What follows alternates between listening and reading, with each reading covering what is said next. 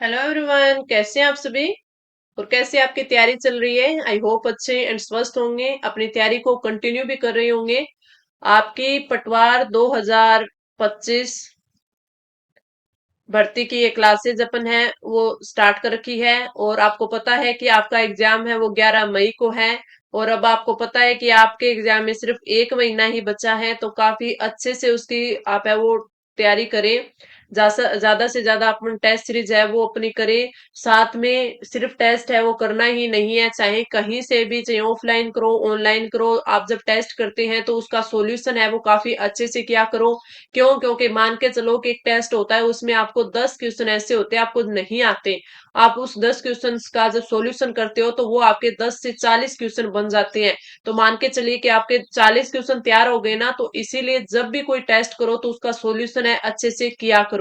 ये नहीं कि टेस्ट किया, टेस्ट में हमारे 200 नंबर आ गए, उसको छोड़ दिया, बस सिर्फ एक बार ये देख लिया कि गलत क्वेश्चन है वो कौन कौन से थे, हमने क्या गलती की। सिर्फ यही नहीं तक है, आप जब भी टेस्ट करो तो अपने जो सारे क्वेश्चन है ना वो एक बार देखा करो, गलत हो गए क्यों हो गए, गलत हुए उसका सॉल्यूशन देखो, जो हमसे नहीं हुए उनका भी देखो आप सॉल्यूशन। और अगर आपके पास टाइम हो तो जो आपने क्वेश्चंस किए ना उसका भी एक बार सॉल्यूशन देखा करो। क्यों? क्योंकि जैसे हमने ये क्वेश्चन किया तो हमें पता था राइट आंसर है आपका ऑप्शन बी आ गया। एग्जाम्पल के तौर पे मैं आपको बता रही हूँ, तो बी आ गया, तो अपन क्या करते हैं, ये तीन ऑप्शन जो बच गए ना वो नहीं करते, लेकिन टेस्ट में जब आपको सॉल्यूशन दिया जाता है तो आपको तीन इनका भी ऑप्शन होते हैं, उनका भी सॉल्यूशन दिया जाता है। तो मान लो कि आपके एग्जाम में कोई ऐसा क्वेश्चन आ जाए जो उन तीन आपके ऑप्शन से हो, तो आपके लिए ये फायदा है ना। तो इसलिए जब भी आप टेस्ट करो तो काफी अच्छे से उसका सॉल्यूशन है वो किया करो। यही मैं यहाँ बताती हूँ, राइट आंसर बताती हूँ, बाकी के जो तीन ऑप्शन होते हैं उनका सॉल्यूशन करवाती हूँ, ताकि उस क्वेश्चन के इर्द गिर्द जितने भी क्वेश्चन बन रहे थे वो आपके अच्छे से बन जाए। तो हमारी क्लास है वो आपको पता है, कल हमने साइंस के क्वेश्चन किए थे। आज की क्लास में भी अपन साइंस के क्वेश्चन रखेंगे, और बीच में कुछ एक क्वेश्चन कंप्यूटर के भी रखेंगे, लेकिन ज्यादा अपना फोकस है वो साइंस पर रहेगा। कंप्यूटर के आपकी बाद में अलग से भी मैं क्लास है वो प्रोवाइड करवा दूंगी, लेकिन ये मेरे टेस्ट बनाए हुए थे उस हिसाब से ही मैं आपको इसमें जो बीच में आपके कंप्यूटर साइंस के क्वेश्चन आएंगे वो भी कवर करवा दूंगी। कल की क्लास में हमारे क्वेश्चन कंप्लीट नहीं हुए हैं, कोशिश करेंगे आज की क्लास में कंप्लीट हो जाए, और इनकी जो पीडीएफ है वो मैं एक साथ आपको प्रोवाइड करवा दूंगी। तो चलिए स्टार्ट करते हैं। अपना जो फर्स्ट क्वेश्चन है कि किसी खाद्य श्रृंखला की प्रथम कड़ी सदैव हरे पादप होते हैं, क्योंकि वे विस्तृत रूप से फैले होते हैं, वे मृदा से जुड़े होते हैं, वे सूर्य के प्रकाश में वायुमंडलीय CO2 कार्बन डाइऑक्साइड को स्थिरीकृत करते करते हैं। इसमें अगर अपन राइट आंसर की बात करें तो ऑप्शन सी आ जाएगा। ठीक है, वे सूर्य के प्रकाश में CO2 को स्थिरीकृत करते हैं, बिल्कुल सही है। कोई भी जब खाद्य श्रृंखला होती है ना उसमें पहली कड़ी हमेशा ही आपके हरे पादप होते हैं। क्यों होते हैं? क्योंकि वो जो आपका सूर्य का प्रकाश होता है, सूर्य का प्रकाश होता है, उस सूर्य के प्रकाश में जो आपकी वायुमंडलीय जो आपकी कार्बन डाइऑक्साइड होती है ना, CO2 होती है, उसको स्थिरीकृत कर देते हैं। उनको क्या बोला जाता है? इन्हें ही उत्पादक बोला जाता है। तो ये भी आप याद रख लेना, इनको क्या बोला जाता है? उत्पादक। Right answer option C. आगे बढ़ते हैं, अगला क्वेश्चन अपना क्या है कि निम्न में से अवसादी चक्र होता है कौन सा? नाइट्रोजन चक्र, कार्बन चक्र, या फास्फोरस चक्र। और ऑप्शन जो आपका डी दिया हुआ है वो होता है उपरोक्त सभी। तो इसमें अगर अपन देखें तो नहीं जी, उपरोक्त सभी तो नहीं होगा, तो राइट आंसर आपका क्या हो जाएगा? राइट आंसर हो जाएगा ऑप्शन सी, फास्फोरस चक्र। जो आपको नाइट्रोजन चक्र दिया हुआ है, कार्बन चक्र दिया हुआ होता है, ये क्या होते हैं? गैसीय आपके चक्र होते हैं, गैसीय चक्र होते हैं। ठीक है, फास्फोरस चक्र की बात करें तो ये आपका अवसादी चक्र होता है, अवसादी चक्र होता है। ठीक है, और ये आप मान के चलिए जो आपके पारिस्थितिक तंत्र होता है उसमें विशेषकर जो स्थलीय पारिस्थितिक तंत्र है ना आपका, स्थलीय पारिस्थितिक तंत्र है, तो उसमें बहुत ही कम होते हैं। ठीक है, उसमें बहुत ही कम होते हैं, तो राइट आंसर ऑप्शन है सी कर लेना। जो आपके फास्फोरस चक्कर यानी जो आपका गंधक हो गया वो अवसादी चक्र में आते हैं। फास्फोरस और आपके गंधक दोनों ही क्या है?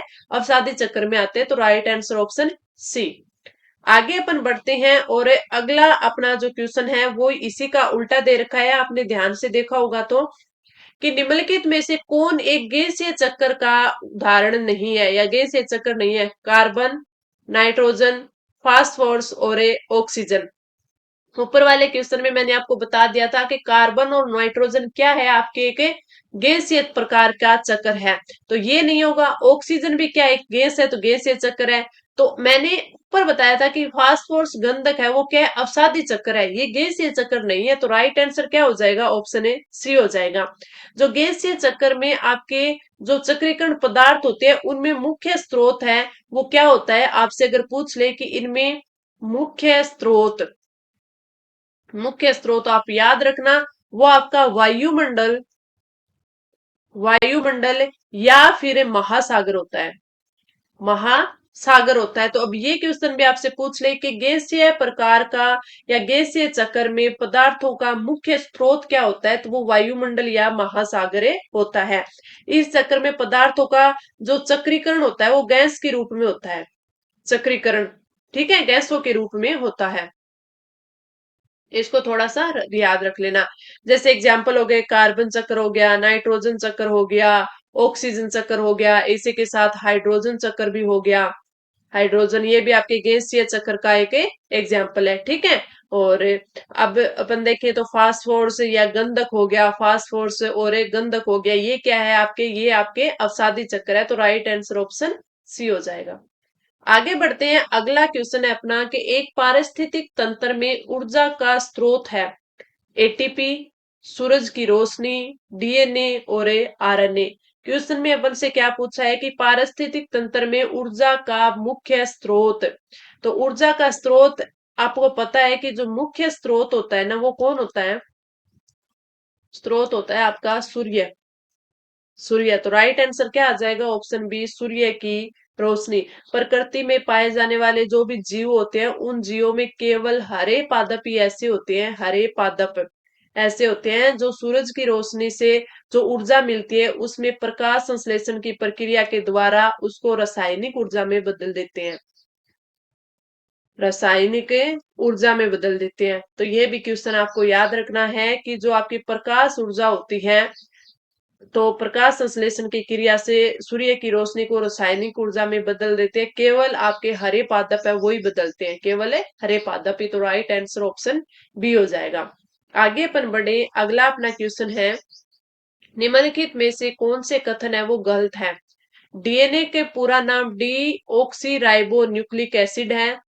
यह गुणसूत्र में उपस्थित होने वाला रासायनिक तत्व है जो आनुवांशिक गुण वहन करता है। डीएनए एक पॉलीन्यूक्लियोटाइड है। न्यूक्लियोटाइड डीएनए की ही मूलभूत संरचनात्मक इकाई है जो दो अवयवों से मिलकर बनी होती है। जो दो अवयवों से मिलकर बनी होती है। तो इसमें अपन को जो गलत है ना वो बतानी है। गलत है वो बताने हैं। ऑप्शन अपन को दिए हुए हैं सी, बी, ए, सी, केवल सी और केवल ए। तो राइट आंसर की बात करेंगे तो जो केवल ऑप्शन सी है ना वो गलत दे रखा है। बाकी आपका ए सही है, बी सही है, लेकिन सी है वो गलत है। तो राइट आंसर फिर अपना कौन सा हो जाएगा? ऑप्शन ए सी हो जाएगा। आपको पता है, क्या पता है कि जो डी ऑक्सी राइबो न्यूक्लिक अम्ल यानी आपका डीएनए, तो पूरा नाम तो D oxy ribo nucleic acid बिल्कुल सही है। डी ऑक्सी राइबो न्यूक्लिक अम्ल ही इसका डीएनए का मुख्य नाम होता है या नाम होता है। इसमें आपको पता होगा डीएनए में केंद्रक पाया जाता है, केंद्रक होता है। और इसके जो न्यूक्लियोटाइड अणुओं में आपको पता है कि पेंटोज शर्करा होती है। पेंटोज शर्करा डी ऑक्सीराइबोज शर्करा होती है, ये भी आप सभी को पता है। जो नाइट्रोजनीय क्षार होते हैं ना वो कितने होते हैं आपके? मैंने पिछले वाले क्वेश्चन में बताया था कि कौन कौन से होते हैं। एडिनिन, एडिनिन होता है। इसके साथ साथ आपके ग्वानिन होता है, साइटोसिन होता है, साइटोसिन होता है और थाइमिन होता है, थाइमिन होता है, ठीक है। और इसी में फास्फोरिक अम्ल भी होता है, फास्फोरिक अम्ल भी होता है। ये आनुवांशिक गुण है ना, उनका वहन करते हैं। ठीक है, तो आपका जो ऑप्शन सी है ना वो गलत हो जाएगा। क्यों हो जाएगा? दो अवयवों से मिलकर बनी होती है। नहीं जी, एडेनिन, ग्वानिन, साइसो साइटोसिन या साइटोसिन आएगा। थाइमिन होता है, फास्फोरसिक अम्ल भी होता है। तो आपका जो राइट आंसर हो जाएगा वो क्या हो जाएगा? Option C. ठीक है, आगे अपन बढ़ते हैं। अगला क्वेश्चन है, प्रोटीन संश्लेषण में चार इवेंट से एक का निर्माण होता है। चार इवेंट में किस चीज का निर्माण होता है? डीएनए प्रति का, आरएनए प्रति का, एमआरएनए प्रति का, डीएनए और आरएनए प्रति का। तो आपका जो राइट आंसर हो जाएगा वो हो जाएगा ऑप्शन सी, एमआरएनए का निर्माण होता है। ये आपके जो आरएनए होते हैं ना, आरएनए के क्रियात्मक अणु होते हैं।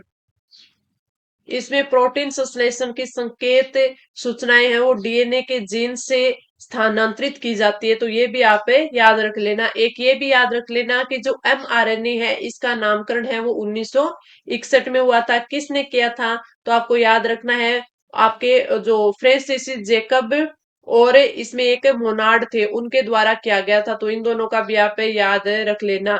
ये जो एमआरएनए है इसको संदेशवाहक आरएनए भी कहा जाता है। संदेशवाहक आरएनए भी इसको कहा जाता है, यानी आपके मैसेंजर आरएनए। तो ये भी आप याद रख लेना, आरएनए। ठीक है, राइट आंसर ऑप्शन है सी हो जाएगा। आगे बढ़ते हैं। अगला क्वेश्चन है, डीएनए का एक खंड जो एक प्रोटीन की जानकारी प्रदान करता है उसे कहा जाता है, क्या कहा जाता है? केंद्र कहा जाता है, लयन काय कहा जाता है, जीन कहा जाता है, या फिर गुणसूत्र कहा जाता है। तो आपका जो राइट आंसर हो जाएगा वो हो जाएगा ऑप्शन है सी। आपको पता है कि इसमें जो आपका राइट आंसर है वो आ जाएगा आपका ऑप्शन है सी। तो राइट आंसर ऑप्शन सी। आगे अपन बढ़ते हैं। अगला जो अपना क्वेश्चन दे रखा है कि एक डीएनए रज्जु में न्यूक्लियोटाइड्स एक दूसरे से इसके द्वारा जुड़े होते हैं। किसके द्वारा? ग्लाइकोसिडिक बंध के द्वारा, फोस्फोडाइस एस्टर बंध के द्वारा, पेप्टाइड बंध के द्वारा और हाइड्रोजन बंध के द्वारा। तो आपका जो राइट आंसर हो जाएगा तो वो होगा आपका ऑप्शन है बी। Option B. जो दो न्यूक्लियोटाइड्स होते हैं वो आपके फॉस्फोडाइएस्टर बंध द्वारा जुड़कर एक डाई न्यूक्लियोटाइड बनाते हैं। क्या बनाते हैं? एक डाई न्यूक्लियोटाइड न्यूक्लियोटाइड बनाते हैं। तो इस चीज को भी आप याद रखना। और फिर इसी प्रकार जैसे दो आपके न्यूक्लियोटाइड जुड़कर है वो क्या एक डाई न्यूक्लियोटाइड बनाया, ऐसे ही कई सारे डाई न्यूक्लियोटाइड है वो मिलकर पॉलीन्यूक्लियोटाइड श्रृंखला बना लेते हैं। तो राइट आंसर ऑप्शन बी हो जाएगा। फास्फो डाइएस्टर बंध से ये जुड़े होते हैं। अगला क्वेश्चन आपका आता है कंप्यूटर का, और इसमें आपसे पूछा जाता है कि इंटरनेट कनेक्टिविटी में प्रयुक्त शब्दावली वाईफाई का पूरा नाम है क्या है? आजकल तो वाईफाई के बिना कुछ काम ही नहीं चलता, तो उसका जो नाम है इन्होंने पूछा है। आपको पता है कि वाईफाई है वो एक सीमित क्षेत्र में है वो क्या उपलब्ध कराता है? इंटरनेट कनेक्टिविटी देता है। आपको पता है जैसे आपने लाइब्रेरी में आप जाते हो उसमें आप वाईफाई का यूज करते हो, तो वाईफाई है वो आपके सिर्फ है वो जो आपकी लाइब्रेरी होती है ना उसी के इर्द गिर्द होती है। तो उसकी एक लिमिट होती है कि इस एरिया तक ही इसका होगा। इसमें ये अगर माने तो एक प्रकार का लोकल एरिया नेटवर्क है, लैन ही है। आपसे कई बार पूछा जाता है ना, एलएएन, डब्ल्यूएएन। ठीक है, इनकी फुल फॉर्म पूछी जाती है, wide area network, local area network. तो उसी प्रकार और इसमें आप वाईफाई के बारे में और भी देख सकते हैं। तो ये आपकी यूएचएफ और आपके जो एसएचएफ होता है ना, उस रेडियो फ्रीक्वेंसी बैंड का इसमें यूज किया जाता है। उसका पूरा नाम वायरलेस फिडिलिटी होता है। वायरलेस फिडिलिटी कौन से ऑप्शन में दिया गया है? तो ये आपके ऑप्शन डी में दिया गया है। राइट आंसर ऑप्शन है डी हो जाएगा। इंटरनेट कनेक्शन तकनीक के संबंध में निम्न में से कौन सा कथन है वो सत्य दिया हुआ है? ब्रॉडबैंड की ब्रॉडबैंड होता है उसकी गति को एमबीपीएस में मापा जाता है। केबल सबसे तीव्र इंटरनेट कनेक्टिविटी है। डायल अप सबसे तीव्र कनेक्टिविटी है और उपरोक्त सभी। इसमें अपन को क्या बताना है? सत्य कथन बताना है। तो अगर अपन सत्य कथन की बात करें तो ये जो तीनों चीजें है वो बिल्कुल सही है। तो आपका राइट आंसर क्या आ जाएगा? ऑप्शन ए डी आ जाएगा। इंटरनेट कनेक्शन स्थापित करने के लिए आपको पता है कि सैटेलाइट होता है, ब्रॉडबैंड होता है, डायल अप जो आपकी तकनीक होती है, ये सारी चीजें होती हैं। इसमें जो आपका राइट आंसर है वो क्या हो जाएगा, ऑप्शन डी हो जाएगा कि तीनों की तीनों चीजें हैं वो काफी अच्छी है। आगे बढ़ते हैं, अगला क्वेश्चन। दो नेटवर्क को आपस में जोड़ने वाला कंप्यूटर क्या कहलाता है, लिंकर, गेटवे, एडट और इनमें से कोई नहीं। तो आपका जो राइट आंसर हो जाए ना वो होता है गेटवे।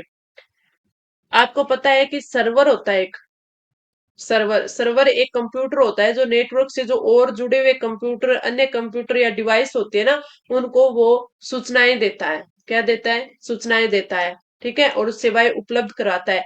एक होता है क्लाइंट, क्लाइंट है, क्लाइंट एक कंप्यूटर होता है जो कंप्यूटर से जो सूचनाएं और सेवाएं हैं वो किसी और से जो प्राप्त करता है ना, वो किसी और कंप्यूटर से प्राप्त करने वाला जो सेवाएं सूचनाएं वो क्या होता है, क्लाइंट होता है। और गेटवे है वो नेटवर्क एक्सेस पॉइंट देता है। गेटवे क्या देता है आपको, नेटवर्क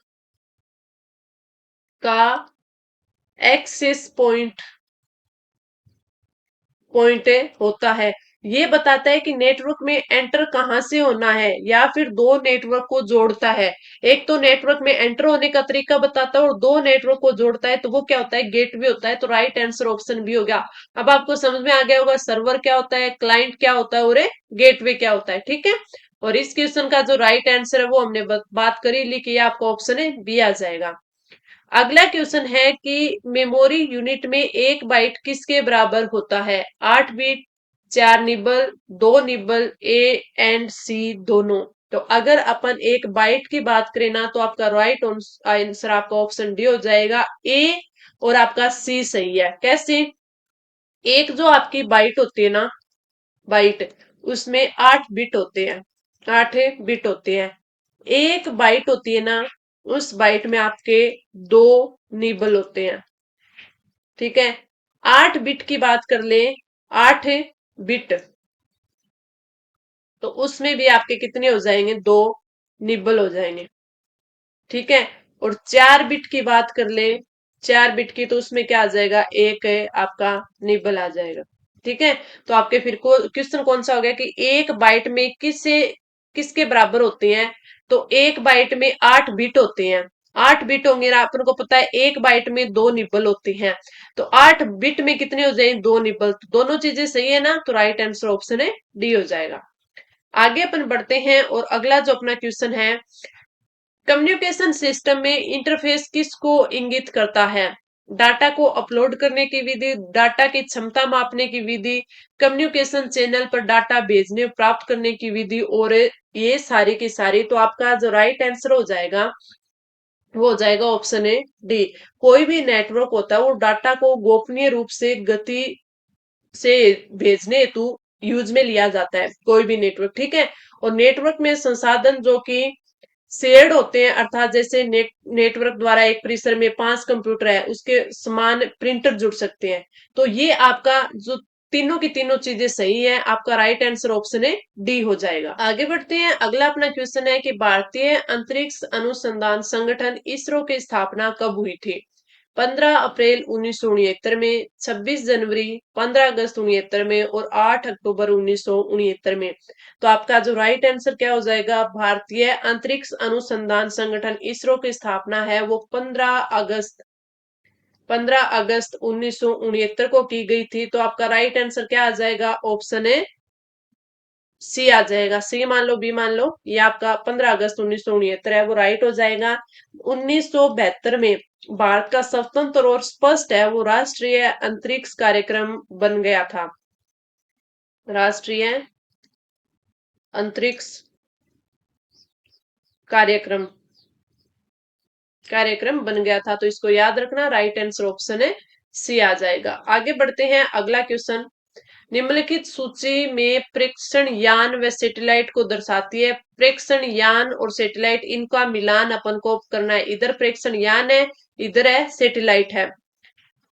ठीक है, अगर अपन बात करें, ये आपके प्रेक्षण यान दिए गए हैं, अपन को इनमें से क्या करना है, इनका मिलान करना है। नीचे दिया कुछ है क्या, कूट दिए हुए हैं ये, हाँ ये कूट दिए गए और इनका यूज करके अपन को राइट आंसर देना है।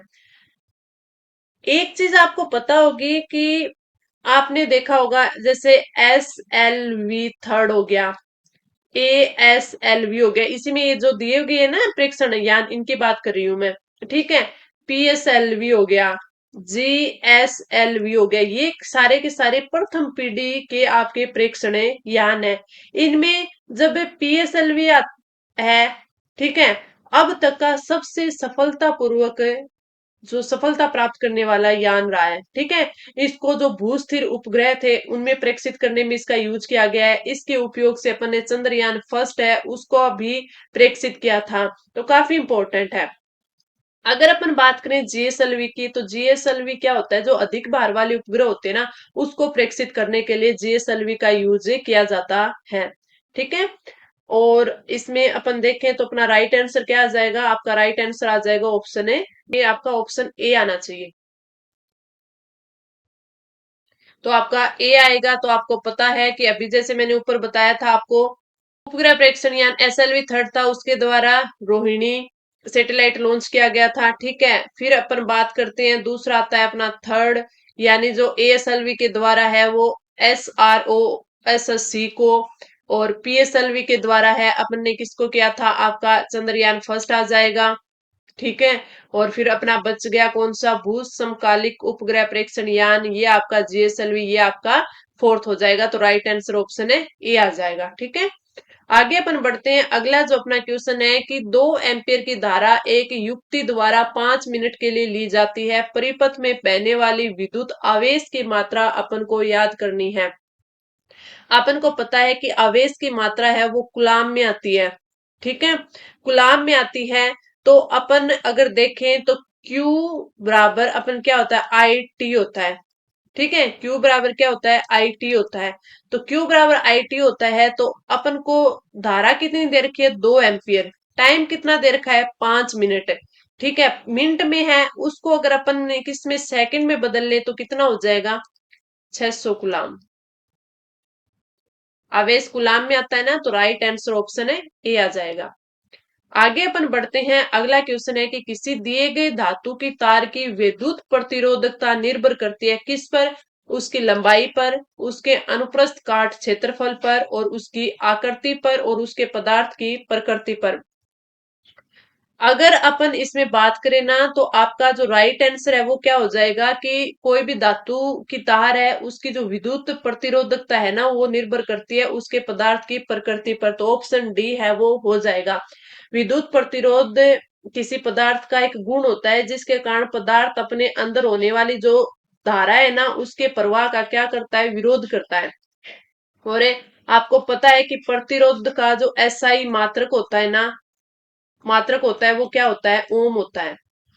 क्या होता है, ओम होता है। और ये एक अदिश राशि है, ये भी पूछ ले तो आप याद रख लेना। ठीक है, और अगर अपन बात करें धातु की प्रतिरोधकता, तो धातु में जो मुक्त इलेक्ट्रॉन होते हैं उनके घनत्व को प्रतिरोधकता कहते हैं, यानी धातु की प्रकृति तथा ताप पर वो निर्भर करती है। तो अगर इसमें प्रकृति न देकर आपको ताप आ जाता कि पदार्थ के ताप पर निर्भर करती है, तो वो भी बिल्कुल ही सही होता। तो प्रतिरोधकता किस पे, प्रकृति, धातु की प्रकृति और ताप पर निर्भर करती है। राइट आंसर ऑप्शन बी हो जाएगा। आगे बढ़ते हैं अपन।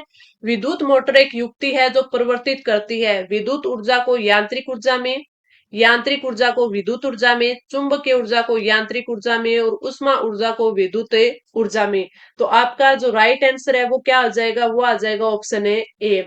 विद्युत मोटर की अगर अपन बात करें तो ये कैसा यंत्र होता है जो विद्युत ऊर्जा को यांत्रिक ऊर्जा में बदल देता है। ये विद्युत चुंबकीय प्रेरण, विद्युत चुंबकीय प्रेरण के सिद्धांत पर है, वो क्या करता है, काम करता है, चुंबकीय प्रेरण के सिद्धांत पर। तो ये भी आपको याद रखना, पूछा जा सकता है विद्युत मोटर किस सिद्धांत पर काम करती है। लघु पथन के समय परिपथ में धारा, लघु पतन के समय परिपथ में धारा में पर्याप्त कमी होती है, बहुत अधिक बढ़ जाती है, परिवर्तित नहीं होती, निरंतर परिवर्तित होती रहती है। तो अगर इसमें बात करें तो राइट आंसर हो जाता है ऑप्शन बी, बहुत अधिक बढ़ जाती है, तो तभी तो आपका शॉर्ट सर्किट होता है, लघु पतन होता है, तो बहुत अधिक वो बढ़ जाती है। आगे बढ़ते हैं। अपना अलग अगला क्वेश्चन है कि निम्नलिखित में से कौन सा सॉफ्टवेयर नहीं है। Microsoft word, internet explorer, barcode scanner और विंडोज मीडिया प्लेयर। तो आपका राइट आंसर हो जाएगा ऑप्शन सी। जो बारकोड स्कैनर होता है ये एक हार्डवेयर डिवाइस होती है, हार्डवेयर डिवाइस डिवाइस होती है, ठीक है, जो बारकोड पढ़ने में काम में लिया जाता है। बाकी आपके माइक्रोसॉफ्ट वर्ड हो गए, इंटरनेट एक्सप्लोरर हो गया, विंडोज मीडिया प्लेयर हो गया, ये सॉफ्टवेयर ही होते हैं। तो राइट आंसर ऑप्शन है सी। चुंबकीय फ्लक्स का एसआई मात्रक अपने से पूछा है, तो टेस्ला होता है, वेबर होता है, गाउस होता है या फिर एम्पियर होता है। तो आपका जो राइट आंसर हो जाएगा वो हो जाएगा वेबर। क्या हो जाएगा? वेबर। जब एक समान चुंबकीय क्षेत्र में किसी सतह से गुजरने वाली जो बल रेखाएं होती हैं उसकी कुल संख्या को जब उस सतह से संबंध देखा जाता है तो संबंध, उस सतह से संबंध को क्या बोला जाता है? चुंबकीय फ्लक्स कहते हैं। ठीक है, इसे प्रदर्शित करने के लिए अपन वेबर या फिर टेस्ला प्रति मिनट, सिर्फ टेस्ला नहीं, टेस्ला प्रति मिनट मान लो या फिर वेबर मान लो। तो राइट आंसर ऑप्शन है बी हो जाए। यहाँ पर टेस्ला पर मीटर आता तो अपन उसको राइट आंसर कर सकते थे। अगला क्वेश्चन है कि विद्युत धारा उत्पन्न करने हेतु प्रयुक्त युक्ति कहलाती है गैल्वेनोमीटर, एमीटर, जनरेटर और मोटर। तो आपका जो राइट आंसर हो जाएगा वो क्या होना चाहिए? गैल्वेनोमीटर। विद्युत धारा विक्षेपण को दर्शाने के लिए एमीटर विद्युत धारा का मापन करता है, ठीक है। और अगर अपन जनरेटर की बात करें तो जनरेटर क्या करता है? यांत्रिक ऊर्जा को ऊर्जा में, यांत्रिक ऊर्जा होती है उसको विद्युत ऊर्जा में बदलता है, ठीक है। मोटर क्या होती है? ये विद्युत ऊर्जा को यांत्रिक ऊर्जा में बदलती है। तो ये दोनों एक दूसरे के अपोजिट होते हैं। ये आपके विद्युत ऊर्जा को यांत्रिक ऊर्जा में, जनरेटर यांत्रिक ऊर्जा को विद्युत ऊर्जा में बदलता है। एमीटर आपका राइट आंसर हो जाएगा जो कि आपके विद्युत धारा का मापन करता है। आगे बढ़ते हैं, अगला अपना क्वेश्चन है निम्नलिखित में से कौन सा लक्षण फ्यूज वायर के लिए उपयुक्त नहीं है? अन्य तारों से अधिक प्रतिरोध, निम्न गलनांक, पतला एवं छोटा, स्थूल एवं छोटा। अगर राइट आंसर की बात करेंगे तो अपना जो राइट आंसर हो जाएगा ऑप्शन डी हो जाएगा। जो विद्युत उपकरण होते हैं ना उन पर अगर अंकित निर्धारित धारा से अगर अधिक धारा प्रवाहित हो तो उसे रोकने हेतु विद्युत फ्यूज काम में लिया जाता है। और फ्यूज तार का प्रतिरोध है ना वो उच्च होना चाहिए, प्रतिरोध है वो उच्च होना चाहिए। और जो गलनांक है ना वो है वो क्या होना चाहिए? गलनांक निम्न होना चाहिए, गलनांक है वो निम्न होना चाहिए। तो इसमें अन्य तारों से अधिक प्रतिरोध बिल्कुल सही, निम्न गलनांक ये भी बिल्कुल सही है। और जो तार है वो मोटा व छोटा नहीं होना चाहिए, ठीक है। पतला छोटा हो सकता है, मोटा छोटा नहीं होना चाहिए। तो राइट आंसर ऑप्शन डी, इन्होंने ये पूछा है कि क्या नहीं होना चाहिए। अगला क्वेश्चन है कि अंतरिक्ष में स्थापित किया जाने वाला पहला भारतीय उपग्रह था, पहला भारतीय उपग्रह कौन सा था? रोहिणी, भास्कर फर्स्ट, चंद्रयान फर्स्ट और आर्यभट्ट। तो आपका राइट आंसर क्या आ जाएगा? ऑप्शन डी आ जाएगा। भारत का प्रथम अंतरिक्ष उपग्रह आर्यभट्ट था जिसको 19 अप्रैल 1975 को सोवियत रूस के द्वारा छोड़ा गया था, ठीक है। आगे बढ़ते हैं, अगला क्वेश्चन निम्नलिखित में से कहाँ इसरो केंद्र है? शिलोंग, कोटा, कोहिमा और जैसलमेर। तो राइट आंसर आपका ऑप्शन ए आ जाएगा। आपको पता है कि इसरो के प्रमुख केंद्र कई शहरों में हैं, जैसे आपके केरल में तिरुवनंतपुरम है, आपके कर्नाटका में बेंगलुरु है, आंध्र प्रदेश में श्रीहरिकोटा है, अहमदाबाद गुजरात में है, अहमदाबाद में भी है, गुजरात में भी है, हैदराबाद में भी है, आंध्र प्रदेश के तेलंगाना में भी है, कर्नाटक के हसन में भी है, ठीक है, मध्य प्रदेश के भोपाल में भी है और जोधपुर के राजस्थान में भी है, जोधपुर के राजस्थान में भी है। और पश्चिम बंगाल के कोलकाता में है और उत्तराखंड के देहरादून में, आंध्र प्रदेश के तिरुपति में और मेघालय के शिलोंग में, चंडीगढ़ में भी है पंजाब की। तो ये सारे काफी सारे 15 है इसके केंद्र, ठीक है। तो इसमें से एक शिलोंग भी है आपका। अगला है विपर्यासी लक्षणों के युग्म को कोडित करने वाले जीन कहलाते हैं अलील्स, क्रोमेडिट, पुनर्योजन और सहलंगनता। तो अगर इसमें राइट आंसर की बात करें तो आपका राइट आंसर हो जाएगा ऑप्शन ए। एलील्स किसी जीन के विभिन्न रूप होते हैं, ठीक है, जो समजात गुणसूत्र पर समान लोकस पर पाए जाते हैं, ठीक है। ये काफी सारे विभिन्न जो रूप होते हैं उनको प्रदर्शित करते हैं। तो राइट आंसर आपका ऑप्शन है ए हो जाएगा। अगला है कि मानव में गुणसूत्र के कितने युग्म पाए जाते हैं? 23, 26, 33 और अपना डी में दिया गया है 36। तो आप सभी को पता है कि अपने गुणसूत्र के कितने युग्म पाए जाते हैं? ऑप्शन ए 23 पाए जाते हैं। मनुष्य में गुणसूत्रों की संख्या अगर पूछ ले, संख्या है वो 46 होती है, यानी कि 23 जोड़ी। ठीक है।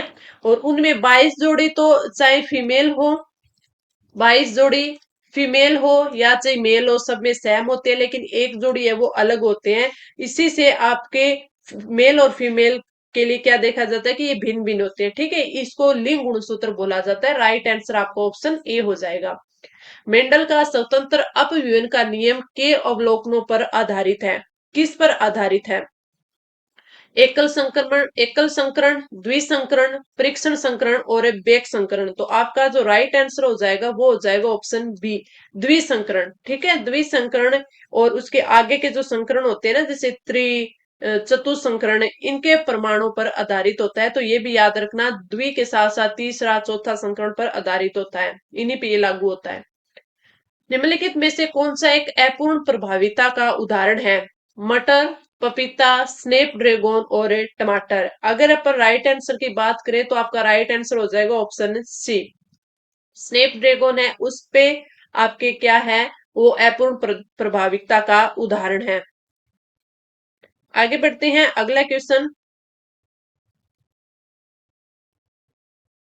अपन आगे बढ़े। एचआईवी के लिए प्रयुक्त है? Human immuno deficiency virus, human immuno deficiency value, high immune deficiency value और हाई इम्यूनो डिफिशियंसी वायरस। तो आपका जो राइट आंसर हो जाएगा वो आपका ऑप्शन है फर्स्ट हो जाएगा, ह्यूमन इम्यूनो डिफिशियंसी वायरस। प्रकृति की क्रियाशील इकाई कहलाती है? वायुमंडल, जैवमंडल, पारितंत्र और पर्यावरण। तो आपका जो राइट आंसर हो जाएगा वो क्या हो जाएगा? राइट आंसर हो जाएगा ऑप्शन है सी, राइट आंसर ऑप्शन है सी। आगे बढ़े। संपूर्ण सौर ऊर्जा जो उत्पादकों के माध्यम से सजीव तंत्र में प्रवेश करती है, अंततः वायुमंडल में पुण्य चली जाती है। अंततः वायुमंडल में पुण्य चली जाती है स्थितिज ऊर्जा के रूप में, प्रकाश ऊर्जा के रूप में, उष्मा ऊर्जा के रूप में और कार्बनिक पदार्थों के रूप में। तो राइट आंसर ऑप्शन है सी हो जाएगा, उष्मा के रूप में है वो वापिस से चली जाती है।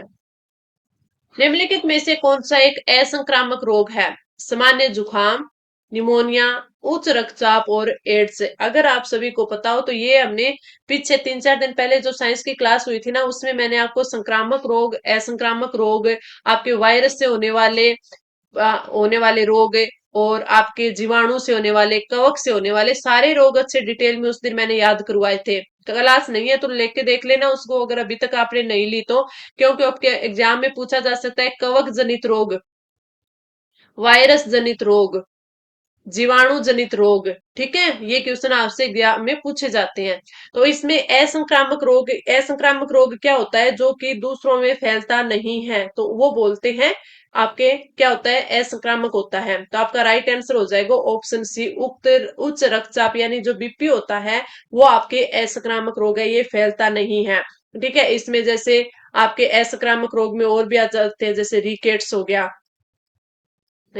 गया, कैंसर हो गया, कोई चीज से एलर्जी हो गई, उच्च रक्तचाप हो गया। ठीक है, और फैलने वालों में से संक्रामक होते हैं, जो जुकाम हो गया, निमोनिया, एड्स हो गया, ये संक्रामक रोग है। जैसे क्षय रोग यानी टीबी हो गई। ठीक है, इन्फ्लुएंजा हो गया, ये क्या है? आपके संक्रामक रोग है, तो इनको ध्यान रखना। Right answer option C. और इस क्लास का आपका लास्ट क्वेश्चन है, निम्नलिखित में से किन प्राजीनी जंतुओं का उत्पादन अधिकतम संख्या में किया जाता है? चूहों का, खरगोश का, सुअर का और भेड़ों का। तो आपका जो राइट आंसर हो जाएगा वो हो जाएगा आपके ऑप्शन है ए, ऑप्शन है ए। किन प्राजीवी जंतुओं का उत्पादन अधिकतम संख्या में किया जाता है? चूहों का किया जाता है। ऐसे जंतु जिनके डीएनए में परिचालन द्वारा एक बाहरी जीन व्यवस्थित होता है, ठीक है, वो अपना लक्षण है वो व्यक्त करते हैं, उनको पराजीनी भी बोल देते हैं या इनको पारजीवी भी बोल देते हैं। ठीक है, जैसे पारजीवी चूहे हो जाते हैं, खरगोश हो जाते हैं, सुअर, भेड़, गाय, मछली, आदि है, इनको परजीवी से उत्पन्न है वो किया जा चुका है। लेकिन इसने पूछा क्या है, अधिकतम संख्या में, तो 95% है वो उपस्थित परजीवी जंतुओं में कौन से होते हैं अधिक, चूहे हैं। तो राइट आंसर ऑप्शन ए हो जाएगा। ये यहाँ पर मैंने आपको 100 क्वेश्चंस है वो साइंस के करवाए हैं कल और आज वाली की आप वाली क्लास को मिलाकर। क्लास कैसी लगी कमेंट करके जरूर बताना। अच्छी लगी तो लाइक और शेयर कर देना अपने दोस्तों के साथ। और अभी तक आप नहीं जुड़े हो तो चैनल को सब्सक्राइब कर लेना। अब अपन कल के क्लास में मिलेंगे, देखेंगे कि अपन उसमें जीके करते हैं फिर मैथ रीजनिंग करते हैं, वो आपको कल है वो बता दिया जाएगा। तो चलिए मिलते हैं कल।